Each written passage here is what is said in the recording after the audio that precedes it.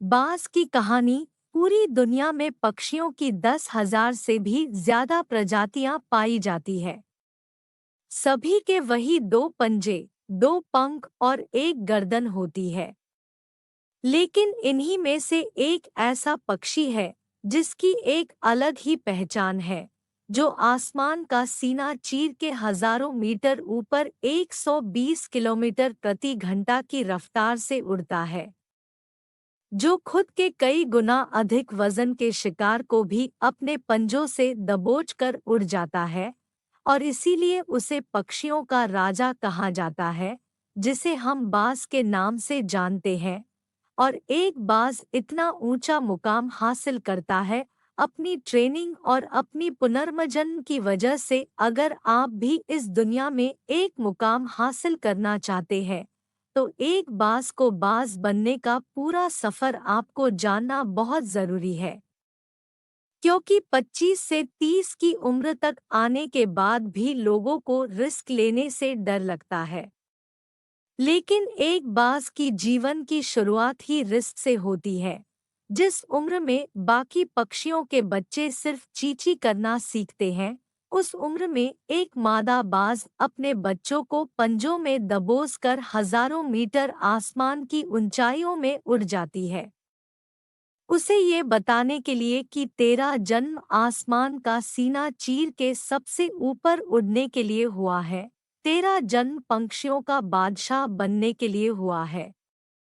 जमीन से हजारों मीटर ऊपर ले जाकर मादा बाज अपने पंजों से उसे छोड़ देती है, और यहीं से शुरू होती है उसकी हाई रिस्क ट्रेनिंग। वो चूजा जमीन की तरफ तेजी से गिरने लगता है, थोड़ा नीचे आता है तो उसके पंख खुलने लगते हैं। नीचे आते आते वो अपने पंख फड़फड़ाने लगता है, लेकिन वो अभी तक उड़ना नहीं सीखा है।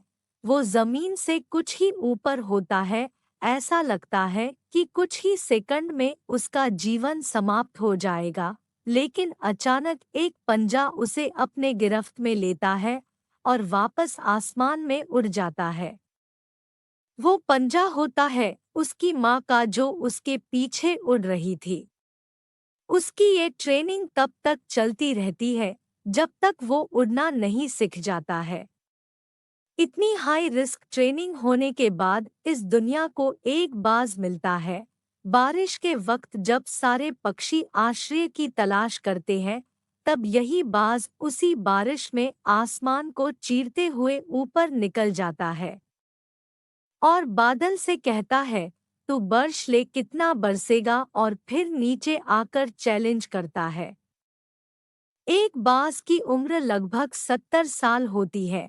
जब वह 40 साल का होता है, तब एक परेशानी उसकी जिंदगी में मौत बनकर आती है, जो आपकी परेशानियों की तुलना में बहुत बड़ी होती है। क्योंकि 40 साल की उम्र में बाज की चोंच इतनी मुड़ जाती है कि उसे शिकार निगलने में बहुत परेशानी होती है। उसके पंख भारी हो जाते हैं, छाती से चिपकने लगते हैं, जिससे उड़ना बहुत मुश्किल हो जाता है। उसके पंजे लंबे और लचीले हो जाते हैं, जिससे वो शिकार को सही से नहीं पकड़ पाता। अब उस बाज के पास सिर्फ 3 रास्ते होते हैं। एक, वो अपने शरीर त्याग सकता है। 2, गिद्ध की तरह छोड़े हुए भोजन पे निर्भर हो जाए। और 3, सबसे कठिन और पीड़ादायक रास्ता, अपने आप को पुनः स्थापित कर फिर से आसमान का सीना चीर कर उड़ने का। और वो इसी तीसरे रास्ते को चुनता है और अपने पास के सबसे ऊंची चोटी पे पहुंच जाता है।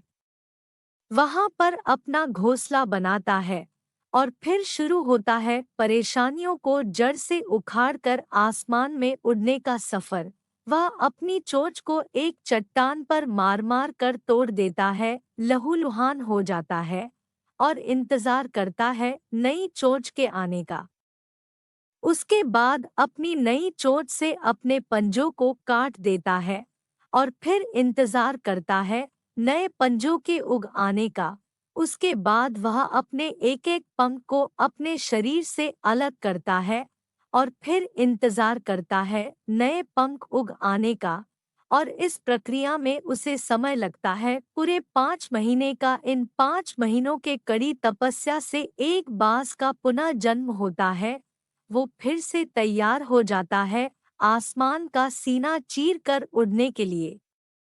जो 3 रास्ते बाज के पास थे वही 3 रास्ते आपके पास होते हैं। लेकिन कुछ लोग पहले रास्ते को चुनते हैं और परेशानियों के तले दबकर सुसाइड कर लेते हैं। ज्यादातर लोग दूसरे रास्ते को चुनते हैं।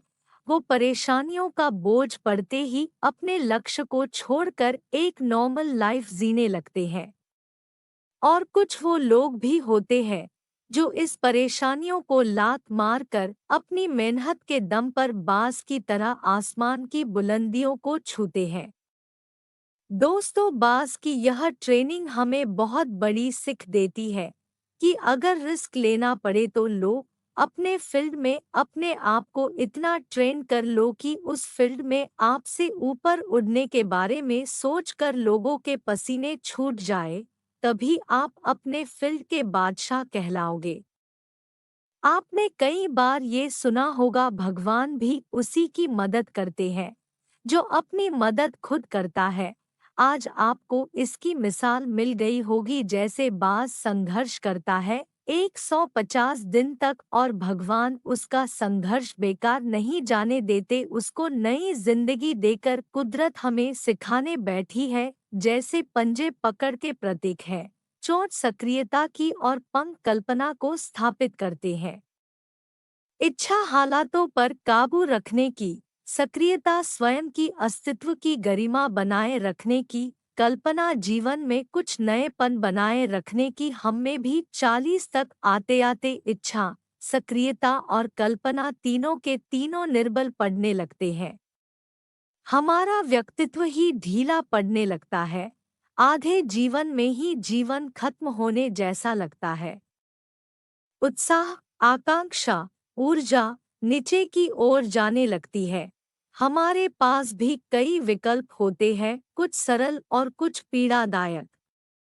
हमें भी अपने जीवन के मजबूरी भरे अतिलचीनेपन को त्याग कर काबू दिखाना होगा। बाज की पंजों की तरह हमें भी आलस पैदा करने वाली वक्र मानसिकता को त्याग कर ऊर्जा से भरी सक्रियता दिखानी होगी। बाज की चोंच की तरह हमें भी भूतकाल में जकड़े अस्तित्व के भारीपन को त्याग कर कल्पना की आजाद उड़ानें भरने होंगी। बाज की पंखों की तरह 150 दिन ना सही 1 माह ही बिताया जाए स्वयं को दोबारा स्थापित करने में।